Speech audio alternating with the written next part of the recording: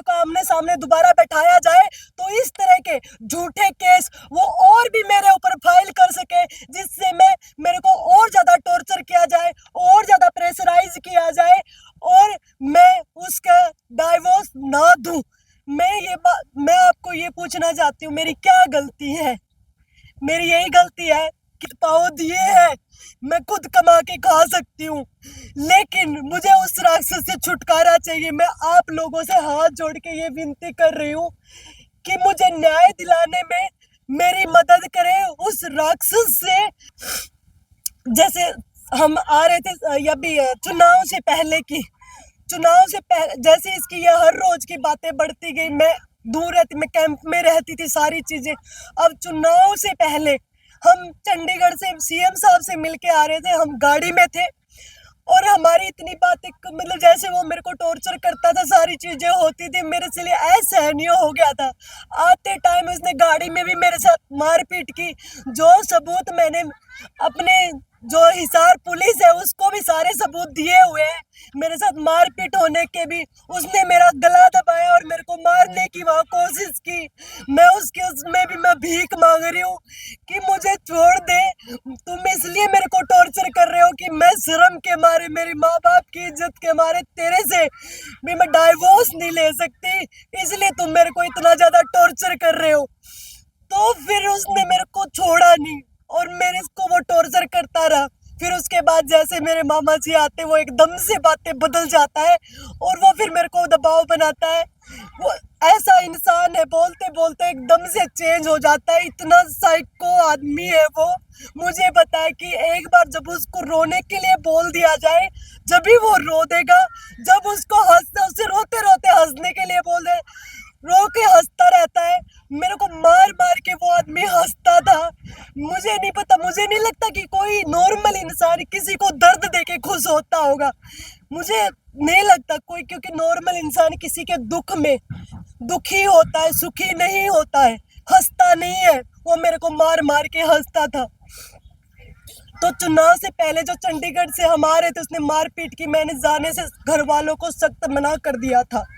और मैं आपको बता दूं, उससे पहले 2022 में मैंने सुसाइड अटेम्प्ट किया था उस इंसान से, इतनी परेशान होकर। और उसके बावजूद भी फिर भी मैं उस इंसान के साथ रही, क्योंकि मेरे घर वालों का दबाव इतना ज्यादा था मेरे ऊपर कि मेरे घर वाले ये बोलते थे, कोई नहीं बेटा, बसा ले, कोई नहीं, आदमी सुधर जाते, नहीं वो होगा, कोई बात नहीं बेटा। पंचायतें हुई, हजारों पंचायतें हुई हमारी, और उन पंचायतों में हमेशा मेरे को बोला जाता था कि मैं ना बोलूं। मैं चुप भी रही। मैंने उसके जुल्मों के खिलाफ आवाज उठाना भी बंद कर दिया। मैं बैठ कर कोने में मैं माता रानी का नाम लेती रहती ना, तब भी वो इंसान मुझे छोड़ता नहीं था, तब भी मुझे बुरे तरीके से मारता था। एक चाय पीती थी ना, उससे आवाज आ जाती, जब भी वो इंसान मुझे बुरे तरीके से मारता था। वो ऐसा इंसान, मुझे नहीं लगता कि कोई नॉर्मल इंसान ऐसे किसी के साथ जाती कर सकता है। ये सब चीजें मैं बर्दाश्त करती रही, ये, और मेरी बर्दाश्त की सब चीजें बाहर हो गई इलेक्शन के बाद। अभी 27 तारीख को भी, और उससे पहले मारपीट मेरे साथ हुई, तो मैं सब चीजों से मैंने सुसाइड अटेम्प्ट किया और उसमें मैं बच गई। और मेरे घर वालों ने मेरे को बोला कि अगर तुम मर गई तो हमारे पास अब क्या है। तो उन्होंने बोला कि कोई नहीं बेटा, तू छोड़ दे, अब हम तेरे को कुछ नहीं कहेंगे। इलेक्शन से पहले मेरे घर वालों ने मेरे को ये बोलकर भेजा था कि अब उन्होंने, उसके दोस्तों ने और उसने और जो पंचायती जो आदमी थे, उन्होंने मेरे को विश्वास दिलाया कि ये तेरे साथ मारपीट नहीं करेगा। उन्होंने विश्वास दिलाया और बोले अगर मारपीट की तो मैं तुम्हें डाइवोर्स म्यूचुअल कंसेंट से दे दूंगा। उसने ये बात की, हाँ भरी, तो मैं उसके साथ में गई, लेकिन वो बिल्कुल भी सुधार में नहीं आया वो इंसान। उसने वही रवैया रखा। और मैंने दोबारा जब सुसाइड के लिए अटेम्प्ट किया, उस टाइम मेरे घर वाले भी टूट गए। लेकिन मैंने ये चीजें कभी किसी को नहीं बताई, क्योंकि किसको मैं बताऊं, अगर बताऊंगी तो इसमें उसको ये लगता रहा कि ये थाने में जाएगी नहीं, पंचायतें होगी तो पंचायतों में बस तुम ड्रामे करना कि माफी मांग लेना, माफी मांगने के बाद तेरे को बार बार ये भेजते रहेंगे और ये इज्जत के मारे थाने में नहीं जाएंगे। तो उस इंसान ने, उसके लिए मैंने 11 तारीख को हमारे एसपी हिसार को बोला, सर मुझे इस इंसान के साथ नहीं रहना है, मुझे इससे एक फूटी कौड़ी नहीं चाहिए, मुझे चाहिए तो इससे एक तलाक, और जो मेरा सामान है मुझे सिर्फ मेरा सामान चाहिए, मुझे इससे कुछ भी नहीं चाहिए जो मैं लेके गई हूँ। वो सामान की मैंने लिस्ट भी आधी दी हुई, मैंने वो भी पूरा नहीं दिया हुआ, मैं आपको बता दूं। मैंने सिर्फ ये चीज बोली और मेरे को 1.5 महीना हो गया, मेरी इसके ऊपर कोई कार्रवाई नहीं हुई।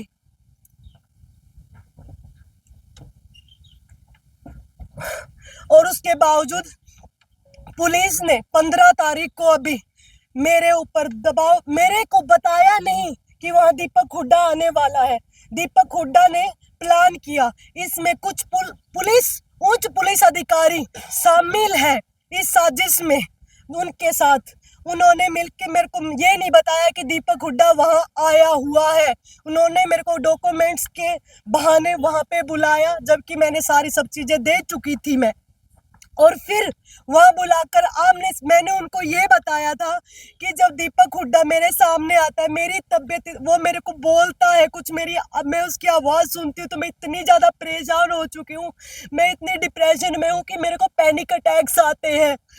और वो इंसान आया और वहां उसने ऐसे ही गंदा गंदा बोलना स्टार्ट किया, और उसने मेरे को एक वीडियो दिखाया फोन में, और वीडियो को देखने के लिए मैं बोला कि दिखाओ कहाँ है वीडियो। मैंने उसके हाथ से सिर्फ फोन लेने के लिए वो किया था, और उसी ने सिर्फ ये बात हुई थी, वहां पे पुलिस वाले भी, सब चीजें थी, वहां का सीसीटीवी कैमरा रिकॉर्ड आप निकलवा कर दे सकते हो। वहां मेरा पापा और मेरे मामा तो अंदर मौजूद भी नहीं थे, जिनका इन्होंने नाम भी लिखवाया हुआ है इस एफआईआर में। झूठी एफआईआर उसने कटवाई, झूठा मेडिकल जाके करवाए। मैं बोलना चाहूंगी कि क्या हमारे देश में क्या चल रहा है, मेरी जैसी लड़की के साथ वो चीजें कर रहे हैं ये कुछ लोग मिलकर। मैं गुहार लगाना चाहूंगी इस देश के सर्वोपरि हमारे प्रधानमंत्री नरेंद्र मोदी जी से और हमारे सीएम साहब से कि मेरे साथ इतनी चीजें हो रही है, मैं किसी को ये चीजें नहीं बता पाई। मैं हमारे सीएम साहब से मिली भी थी, उन्होंने मेरे को बोला था कि 28 तारीख तक मेरा सेशन चल रहा है, मैं बोलूंगा कि ये म्यूचुअल कंसेंट से सारी चीजें हो जाए। लेकिन उस इंसान को ये चीजें बिल्कुल बर्दाश्त नहीं थी। मैं मजबूर हो गई हूँ अब मीडिया के सामने आने के लिए, क्योंकि वो मेरे को टॉर्चर कर रहा है। मेरे को झूठे केस में मेरे परिवार को फंसाकर घंटों तक थाने में बैठाया जा रहा है। क्योंकि मैं एक इंसाफ पसंद लड़की हूँ, और मैंने इतनी चीजें, मेरे डिप्रेशन में होने के बावजूद भी मैं वहां पर हॉस्पिटल से मैं थाने में जा रही हूँ, और मेरे से इतनी पूछताछ हो रही है झूठे केस की, जबकि वो एफआईआर ही नहीं होनी चाहिए थी। उनको जांच करनी चाहिए थी कि क्या बात हुई थी। एफआईआर दर्ज होती है और उसमें मेरे को ही टॉर्चर किया जाता है। आज मैं जमानत पर बाहर हूँ, मैं आप लोगों को बता दूं, आज मैं जमानत पर बाहर हूँ। मेरा केस जो 1.5 महीने से है, उसमें जो आरोपी था, जांच पूरी हो चुकी, यानी कि दीपक हुड्डा, वो आज खुलेआम बाहर घूम रहा है। और मैं जो इसका 2 दिन, जिस केस में लोगों को हजारों, मतलब कितने महीनों तक कोई पूछता भी नहीं जिन केसों को, उस केस में मेरे को गिरफ्तार किया गया। समझ सकते हो मैं आज इस मामले में मैं जमानत पर हूँ। मेरे साथ क्या कर रहे हैं इसमें, मैं अगर मेरे को आने वाले टाइम में अगर कुछ हो जाता है, या मैं मर जाती हूँ, या कोई मेरा एक्सीडेंट या कुछ भी किसी भी उससे, या मेरे को कोई अटैक आ जाता है, मैं मर जाती हूँ, तो मेरी मृत्यु का कारण सिर्फ और सिर्फ दीपक हुड्डा और यहाँ का एसपी हिसार होगा। क्योंकि मैंने 1.5 महीने पहले एसपी हिसार को मैंने सारी अपनी चीजें लिखित में मैंने ये बोला था, मुझे कुछ नहीं चाहिए उस इंसान से, मुझे सिर्फ डाइवोर्स चाहिए। लेकिन सभी पुलिस वाले, कुछ उच्च अधिकारी रोहतक के भी और हिसार के भी मिलके मेरे ऊपर दबाव बना रहे हैं कि मैं डिप्रेशन में आऊं, और डिप्रेशन में आके फिर मैं दोबारा से दीपक हुड्डा को मेरे को आमने सामने बिठाया जाए और फिर मेरे को अटैक आए। और अभी मैं आपको एक बात और बता दूं कि मेरा केस जिसकी जांच पूरी हो चुकी थी उस केस को ट्रांसफर कर दिया गया है सिविल थाने में। ये बात मुझे आज सुबह अखबार से पता चली, जबकि मेरा केस है। मुझे ये चीज पता होनी चाहिए सबसे पहले कि मेरा केस ट्रांसफर कर दिया गया है।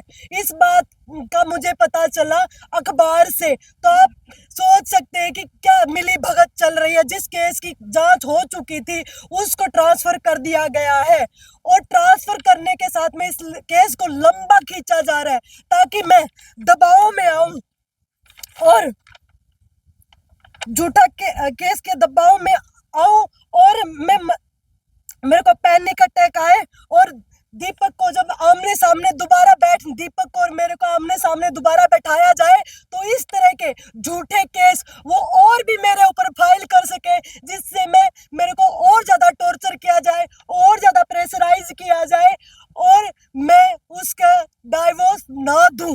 मैं आपको ये पूछना चाहती हूँ, मेरी क्या गलती है? मेरी यही गलती है कि मैं एक लड़की हूँ। मेरी यही गलती है कि मैंने अपने दुख को पूरी दुनिया के आगे नहीं बताया।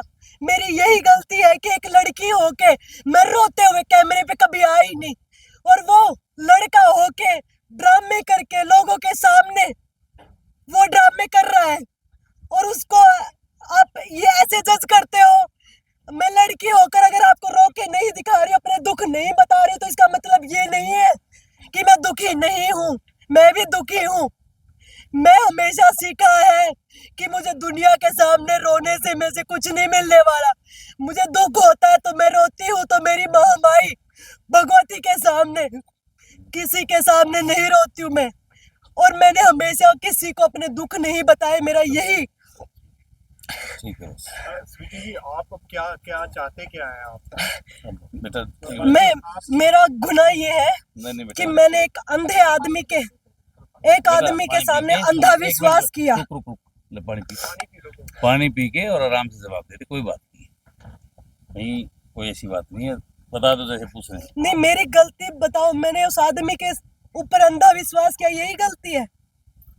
उसने मेरे को बिना माँ बाप का बच्चा बोल के, मैंने सिर्फ उसको जिंदगी में एक ही वर्ड बोला था कि कोई हो ना हो तेरे साथ मैं होंगी, और मैंने उसको वहां से उठाकर यहाँ तक पहुंचने में उसकी सारी मदद की, और वो इंसान मेरे को आज ऐसा सिला दे रहा है। क्या मेरी यही गलती है?